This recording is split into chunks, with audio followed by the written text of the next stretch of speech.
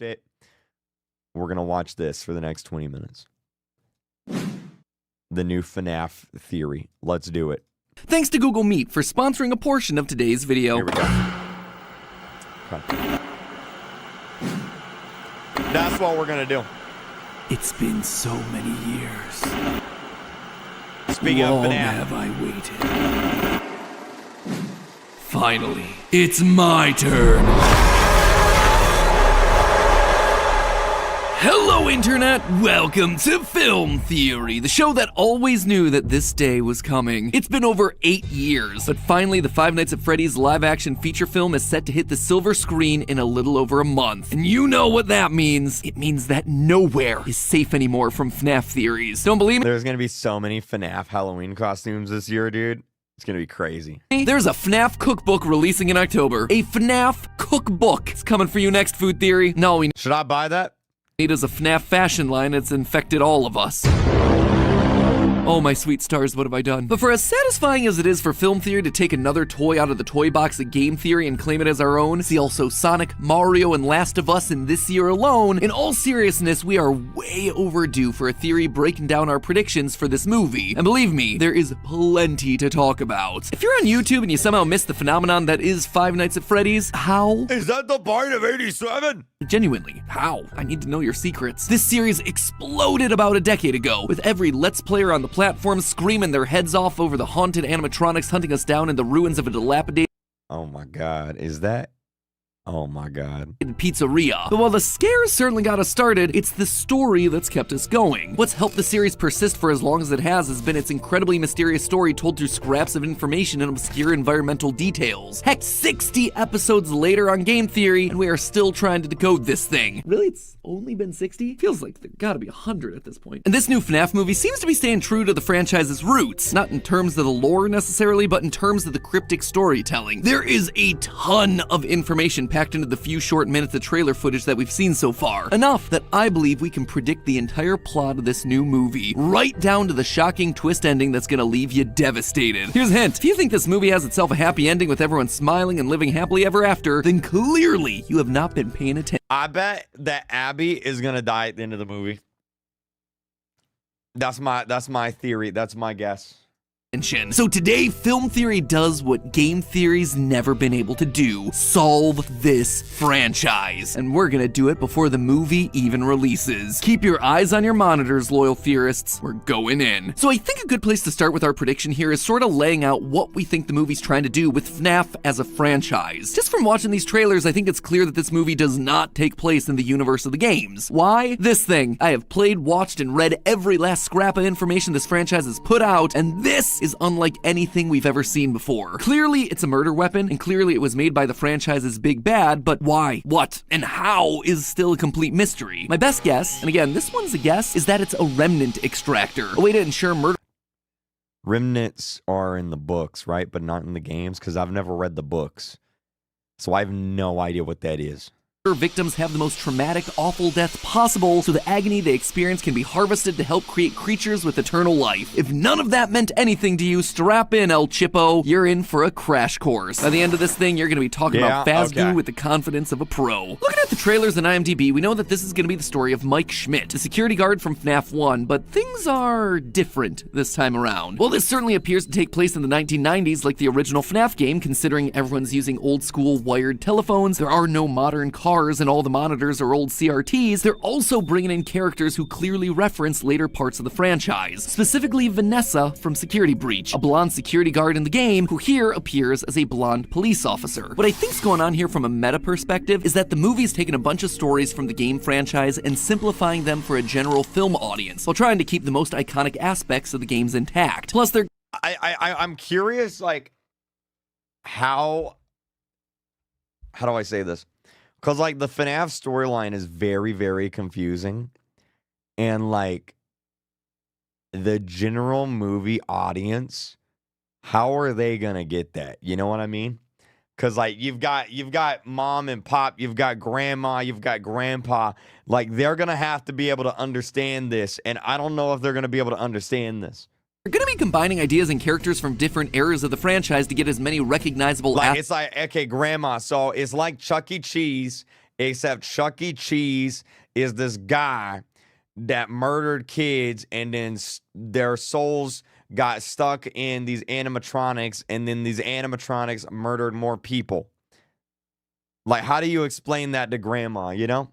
Aspects of Fnaf into one film as possible. That's why we see the story from the original Fnaf interacting with someone new from Security Breach, and then you have a girl named Abby mixed in there whose name is literally an anagram of baby, all fighting against an unbroken version of Springtrap. That right there, that is the filmmakers trying to bridge the gap between the different eras of Fnaf and bring in as many fans as they can. The OGs from 2014, the new fans from Security Breach, and also your average Joes who can't tell a Fred Bear from a Ned Bear, let alone a glam rock from a rock star. Oh, you have so much to learn. So all in all, think of this movie as something that's gonna wipe the slate clean and start fresh, referencing moments. Episode 63 is not out. You lied to me. Lied to me. And key characters from the games and books, but not being beholden to them. Because, you know, that's not a confusing route to go at all. That said, let's just hope they don't stray too far from the games. Case in point, this detail right here. During a spoopy, scary moment in the trailer, Nebraska is spelled out very clearly on a poster in very large, very bold letters right next to the main character's head. This was an intentional decision definitely put into the trailers to keep us talking. This means something. Now, the general consensus is that the FNAF games normally take place in Utah. Multiple spin-off Wait, they do? I thought they took place in Alabama. They actually take place in Utah? series have made that detail quite clear. Could it be then that they've moved the setting to Nebraska for some reason? Maybe, but I don't think so. It'd be weird to just have a state poster of the state that you're currently in right above your security desk. My guess is that this poster was put here intentionally by Mike. It's important to him for some reason. My best guess is that it's #goals, an aspirational place to go to help him get out of his current situation. Because on the face of it, things don't seem to be going all that great for him. It looks to me like Mike and his family have fallen on some hard times. First off, we don't see his parents in these trailers at all. Though Mike's father has been cast, I'm gonna guess that he's only here for a flashback scene, considering he doesn't look too much older than Mike's actor Josh Hutcherson. Additionally, we see that Mike and his little sister Abby are living in a small house with an average car, and Mike is looking for any job. Real quick. Chat. Name the movie that this guy was in like 20 years ago. If anybody gets it, I'm going to be really surprised. And no, I'm not talking about Hunger Games. I'm talking about before Hunger Games. Oh my God, someone got it. Wow. It starts with a Z. It starts with a Z. Bridge to Terabithia. Bro, that book made me cry. Zathura. Yep. Zathura. I loved that movie as a kid. That he can get. I was just calling to see if that job that you offered was still available. I will take anything. We later see Mike bring in Abby along with him while he's working, implying that this is probably their only option. They can't afford a babysitter, and if there were parents at home to take care of Abby, why would he be bringing her to his night shift job? So Nebraska might be a symbolic place of freedom for Mike, a place to escape and finally be free. More or less, though, I believe that the setup for the backstory of the FNAF movie is going to align with that of the first game. Freddy Fazbear's Pizzeria was a popular arcade and food chain represented by its 4 iconic mascots: Foxy, Bonnie, Chica, and Freddy. However, they're not the only ones here. Seems that some of the children encountered another animatronic, a large yellow bunny rabbit that's separate from the other 4, as we see in a drawing here on the wall from this shot. This was a costume used by the owner of the establishment, William Afton, an outfit that he would use to get closer to the kids, which honestly is creepier in a movie than it was in the games. You know, just your typical yellow bunny friend holding hands with 5 kids, which, when you're talking in horror movie speak, is code for he killed those kids, stuffed them into suits, and eventually turned them into haunted robots. Also, just to call it out here, I originally thought that there was going to be something hidden in this wall of drawings beyond just the obvious. I mean, it is the perfect spot to sneak in little bits of hidden lore, but the more that we've seen of the wall in other trailers, there doesn't actually seem to be that much of anything here, sadly, and honestly surprisingly considering the franchise we're talking about. Speaking of Yellow Bunnymen, the trailers seem determined to convince us that the person we expected to play the franchise's big bad. Also, I'm going to go ahead. Okay, prediction time. The movie is going to end with Springtrap, like, being born. Like, he's going to go in the wall is going to get sealed up, the place is going to, like, you know, get tore down, he's going to become Springtrap at the end of the movie. Bad isn't actually playing the villain. Despite rumors that he would be playing our resident Urkel murder man William Afton, in the trailers Lillard's character is clearly labeled as Steve Raglan, career counselor. But here's the rub. If there's one thing we've learned here on film theory over the past decade, it's that trailers can be manipulated to create mystery or confuse timelines. See also Morbius and Infinity War, just to name 2 key examples. And here, I think we're being presented with the exact same sort of misdirect. In fact, I'm almost 100% confident that I can prove it beyond a reasonable doubt. First, Matthew Lillard confirmed that he signed a 3-picture deal to star in more than one Fnaf movie. And unless Steve Raglan's a new character that Blumhouse is just really hype about, I expect that deal was to play Afton. However, far more convincingly, we have this scene from the trailer where a young boy is seen getting kidnapped in the middle of the woods. Based on the film's official website, the synopsis reads that Mike is still, quote, haunted by the unsolved disappearance of his younger brother more than a decade before. And we know, based on casting, that the brothers— Wait, is he gonna say, wait, I know what he's about to say. Matt Pat's about to say that the younger brother, the one that got kidnapped before, is secretly one of the kids. And being that in the trailer we saw that the only friendly animatronic was Golden Freddy, he's about to say that the brother is actually Golden Freddy, right? Right? name is Garrett. Now, the actor playing this kid Garrett is named Lucas Grant. Hopping over to Instagram, Grant commented on a post by Matthew Lillard saying that it was great to work with him and that he's much nicer than his character. Now tell me, why would a young actor playing a kidnapped boy have any reason to interact with a career counselor? He wouldn't. The only way they interact is if Matthew Lillard, Steve Raglan, William Afton, call him whatever you want, was kidnapping that kid. In other words, in this movie, a big final reveal will be that Matthew Lillard kidnapped Mike's brother. This would actually parallel some key moments from the original novel, where William Afton acts under a pseudonym, Dave Miller, and has the perfectly normal mundane job of security guard for an old abandoned mall, a job that allows him to supervise the comings and goings around Freddy's. That way, when kids start poking around, he's able to hop into the suit, get it, hop, because he's a rabbit, hop into the suit and try to scare him away, just like we see him doing here. And lastly, in the novels, he also kidnaps a kid prior to becoming a crazed serial killer. Honestly, a lot of the details here line up. Now, before we start jumping from video to keep tabs on Freddy and the gang with more plot predictions, let's take a moment to thank a service that I bet Mike wishes he had. Our sponsor for this portion of today's video, Google Meet. Gotta be honest with you guys, when Google reached out to us wanting to partner to talk about their video calling app, Google Meet, I was definitely surprised. Weird theories about spooky movies? Yeah, not exactly the first thing that pops into my head when I hear the words a video calling app, but hey, the more I thought about it, the more it actually makes a lot. We don't skip sponsors here, okay? All right, we watch the sponsors. We don't skip sponsors, okay? Lot of sense. See, we've been using Google Meet for all of our Team Theorist meetings for years now. Based on Google happens, pizzeria to make sure that the bear and the fox. It's also hid the bodies of the kids inside the animatronic suits, and in so doing, trap their souls inside the robots forever. And we know that they're sticking with that specific part of the lore based on the jump scare here. The hand comes out. Yeah. It is so good every time I see it. Children's hands popping out of animatronic mouths. Not only is it terrifying, it tells us that he definitely hid the bodies inside there. But now recently, people have been poking around the old abandoned pizzeria. As we see in the most recent trailer, some small-time criminals break in, intent on robbing the place and trashing it up for fun. I believe that that sequence is probably going to be the beginning of the film. These characters breaking in before they're met with a terrible fate. The possessed animatronics come to life and kill them as they're mid-crime, not only showing the audience early on that these things are terrifying, but also creating a giant.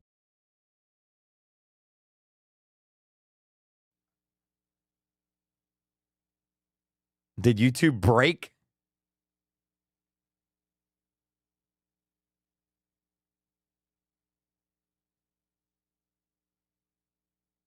My camera froze? We mean, are we good? We're back? Are we good?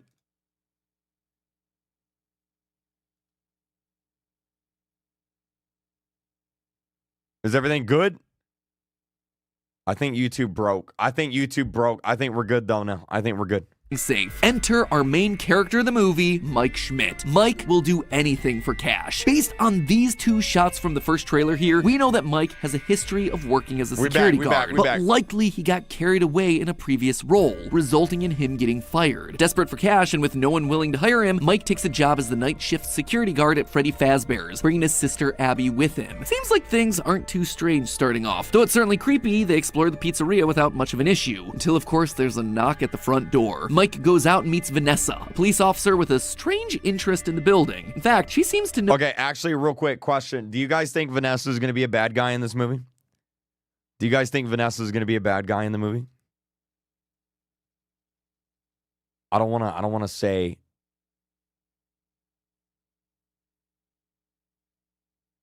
Yes. Oh, wow. Yeah, okay. All right, we got a lot of no's and actually a lot of yeses. Okay, all right. Know a lot about Freddy's. In the 80s, kids went missing. The police searched Freddy's top to bottom. They never found them. That's why the place shut down. Looks like somebody watched our complete timeline. Soon, as creepy occurrences start happening all across the pizzeria, Mike realizes what he's gotten himself into. There are ghost children possessing giant robots. Thanks for the heads up. And here's where the stakes get higher. Obviously, the animatronics are going to pose a danger to both Mike and Vanessa, but their well-being isn't going to be the only thing on the line during this movie. Throughout the trailers, we see shots of Abby going off to explore the pizzeria alone and ultimately hiding from Foxy in the ball pit. Let's just hope that she doesn't time travel. In all seriousness though, somehow Abby will befriend the animatronics, especially the leader, Golden Fredbear. He's gonna say that the brother is the Golden Freddy, right? Character that you'll notice never appears anywhere except for in shots with her. Why does she befriend them? Or rather, why do the animatronics choose to befriend Abby? Well, What do they want? They want to make her like them. yep, the animatronics want to add another member to their ranks, and that is going to be the big driving factor for this movie. Mike and Vanessa are going to rush to try to solve the mystery of the kids' disappearance and put their spirits to rest, hopefully with plenty of time to save Abby. The scenes where we see Mike interacting with the kids outside the pizzeria, I believe that this is where Mike is trying to put the pieces together and is speaking to the spirits in something like his dreams. Of course, William Afton does not want this to happen and has to get himself physically involved, disguising himself in his old Springtrap costume and chasing Mike and Vanessa around in an attempt to silence them in the big scary action set pieces. Afton will likely capture and injure Vanessa at some point, considering that we see a yellow rabbit hand grabbing Vanessa's neck here and Mike sitting by Vanessa in the hospital looking concerned. So that's the main setup for what I see happening in the movie, but what about the big twist? There's always got to be some sort of a big twist in Fnaf. Well, I believe that it comes with the identity of some of the spirits. You see, we actually get a pretty good idea of which spirits possess which animatronic bodies from this shot in the trailers. It's pretty obviously telegraphed. Bunny ear kid is Bonnie, redhead with pirate claw is Foxy, the girl wearing all yellow is Chica, and the boy with the top hat is Freddy. As for the last kid though, well, the obvious thought was that he was going to become the mysterious Golden Freddy. I think that's what I and everyone else assumed when we saw that first trailer. But now, I'm not so sure. The fact that this fifth child in the shot doesn't have a characteristic explicitly linking him to an animatronic has to be intentional, and I believe that it was the filmmakers keeping things ambiguous so we wouldn't guess their twist. I suspect that the fifth kid here isn't Golden Freddy. Instead, I think it might be the Cupcake. Yeah, I know, I get it. It sounds ridiculous, but hear me out on this one. In the latest trailer, we clearly see Cupcake moving around independently and attacking someone without Chica's help. My initial gut thought to this? Well, that's kind of stupid, to be honest. Like, does Chica's soul transfer down into the Cupcake alone for remote attacks, leaving Chica soulless for a while now? Or can a spirit divide itself and act on different parts of the character at different times? You know what? I'm not sure. I don't have a good answer for it, but I do think that this would open up an incredibly dark and compelling twist on Golden Freddy. Remember, these 5 kids who disappeared at Freddy Fazbear's in the shot aren't the only kids that have gone missing in this story. We still have ourselves Mike's missing brother Garrett, who we talked about earlier as the kid in the back of the car, likely being carted away by old Billy Afton up in front. I mean, in this franchise, it would be shocking if someone kidnapping a child wasn't William Afton. Anyway, why do I think that this is actually the moment that we see Mike's brother get kidnapped? Well, again, we turn to actor Lucas Grant and Instagram, where we see this post of him hanging out with another child actor named Wyatt Parker. Parker even calls Grant his best bro, an interesting choice of words considering that Parker was cast in the film as young Mike. 2 twin brothers, one who gets kidnapped. Almost a one-for-one replica of what we see happen in the Silver Eyes novel. So let me ask you, what if Mike's brother is Golden Freddy, separate from the tragedy at the pizzeria? We can assume that Mike's brother was kidnapped in one of the earlier parts of the timeline, a time when Golden Freddy would still be in use. And in the games, we've long theorized that Mike Schmidt is in fact Mike Afton, son of William Afton. This would also mean that his little brother was the crying child who was killed and became one of the spirits that possessed Golden Freddy. Given the fact that Mike's father's been cast and is distinctly not being played by Matthew Lillard, I don't think that's the exact direction that they're taking for the movie, but taking the core of that story, keeping Mike's brother as Golden Freddy, well, that would fit with both the timeline and serve as a devastating twist to the casual audience. It would also explain why Abby is spending so much time with Golden Freddy in the trailers. It's her spending time with a brother that she never got to know, whether she realizes it or not. It could also explain why Golden Freddy retains I was right, dude. blue eyes when all the other animatronics Also, episode 63 is not out. The creator literally got in the stream and said it comes out tomorrow. So nice try. have red ones. The circumstances of his possession are just a little bit different when he's interacting with a family member. So Afton attacks Mike and Vanessa for getting too close to his secrets, and despite fighting back, they ultimately lose. As they're about to die, Abby is able to win over the animatronics and use them to fight back against Afton, saving them all. You'll notice one of the oddities of the trailer is the design of Springtrap. It is different from what we see in the games. It's cleaner and it's more put together. It has not gone through all the rotten decay that we'd expect from this character. I believe that's exactly how it ends. Mike, Abby, Vanessa, and the animatronics defeat Afton by trapping him in the walls, tying a bow on the end of this movie while still leaving him in a position to turn into the decayed, rotten corpse that we all know and love for the eventual sequel. However, all things can't end happily here. I believe there's a good chance that the animatronics are gonna wind up getting what they want out of Abby in the end. Her name is an anagram of baby, after all, an animatronic that first appeared in Fnaf's sister location. The team celebrates She's gonna die at the end. the defeat of Afton, only for Abby to accidentally stumble into a clown outfit, or maybe get put there by a vengeful Golden Freddy, giving us our villain and the problem to solve in the eventual second movie, saving the girl from her eternal, ceaseless torment. Or maybe that ceaseless torment is just meant for me, who is now tasked with trying to solve the timeline of this franchise across multiple channels. Truly the There it is, dude. I was right. There it is. There it is. There it is. Okay. Anyway.